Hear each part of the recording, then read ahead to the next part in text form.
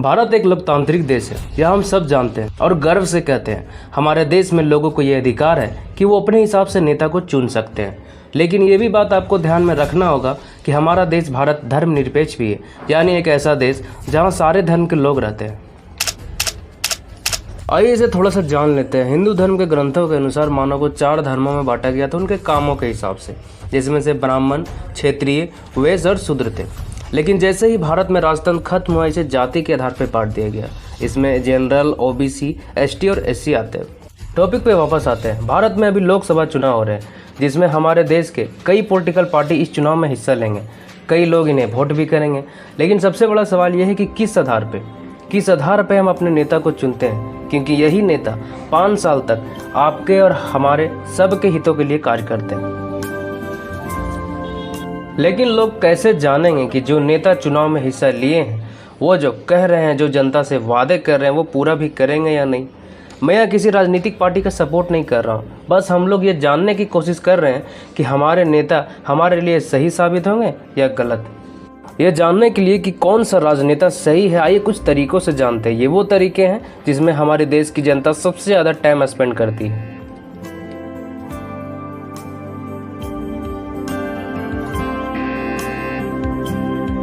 अगर आप लोग नए हैं, वीडियो को लाइक कीजिए, चैनल को सब्सक्राइब कीजिए और ज़्यादा से ज़्यादा ये वीडियो को शेयर कीजिए। पहला रास्ता है हमारे देश की मीडिया, न्यूज़ चैनल, जिसका काम है पूरी सच्चाई के साथ देश की खबर को देश की जनता तक पहुंचाना।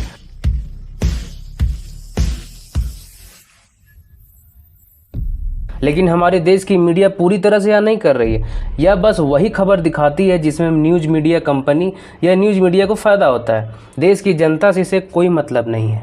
आजकल आप भी देख रहे होंगे कि न्यूज़ चैनल में ज़्यादातर धर्म के नाम पे डिबेट होते हैं। ये हमारी देश की जनता को धर्म के आधार पे बांट के अपनी टीआरपी बढ़ाती है।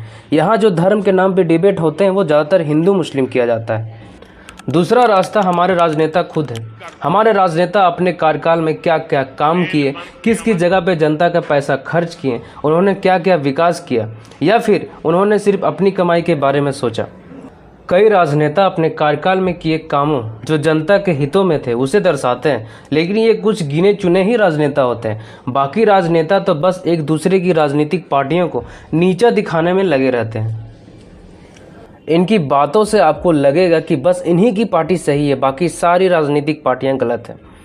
जब भी चुनाव सामने आएगा तो ये बड़े बड़े होल्डिंग लगवाएंगे, आपके घर तक जाके आपसे रिश्ता बनाने और आपके शुभचिंतक बनने की कोशिश में लगे रहेंगे। ये राजनेता धर्म को ही अपना हथियार बना लेते हैं। हर जगह धर्म के आधार पर ही भाषण देने लगते हैं। चुनाव के समय तो बहुत सारे कस्में वादे करेंगे, लेकिन जैसे ही चुनाव खत्म होगा और ये सत्ता में आएंगे तो एक बेवफा सनम के जैसे ही सारे वादे भुला देते हैं। यहाँ राजनेता हिंदू मुस्लिम तो करते ही हैं, लेकिन ये राजनेता एक कदम और आगे इसे वर्गों में बांट देते हैं, जिससे गांव और कस्बों के लोगों से वोट आसानी से मिल सके। तीसरी और सबसे इम्पोर्टेंट और आसान साधन जिससे एक साथ पूरे देश की जनता को कम्युनिकेट कर सकते हैं, सोशल मीडिया, जिसमें कई सारे प्लेटफॉर्म हो सकते हैं। यह एक ऐसी साधन जिसमें हम किसी भी जानकारी को कुछ ही मिनटों में जान सकते हैं, लेकिन इसका प्रभाव उल्टा पड़ रहा है। सोशल मीडिया के द्वारा लोगों के दिमागों को मारा जा रहा है। बहुत से युवा आज देश की आर्थिक, सामाजिक और आने वाले कल की बात कर ही नहीं रहे हैं, ना ही सोच रहे हैं। उसका ज़्यादातर ध्यान अश्लील कंटेंट बनाने और देखने में है।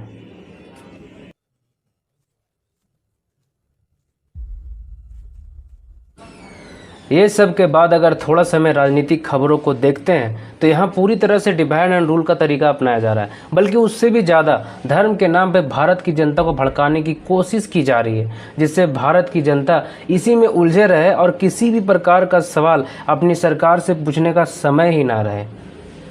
यही कारण है कि भारत की जनता को ये पता भी नहीं है कि जिसे हम वोट दे रहे हैं वो सही है या गलत है। इसलिए अब सोच विचार कर वोट दें और बनाइए अपनी सरकार। अपनी नेता से सवाल कीजिए। अगर नेता दोबारा इलेक्शन में खड़ा हुआ है तो उनके कार्यकाल को देखिए कि जो वो वादे किए हैं उसमें कायम हो पाए हैं कि नहीं।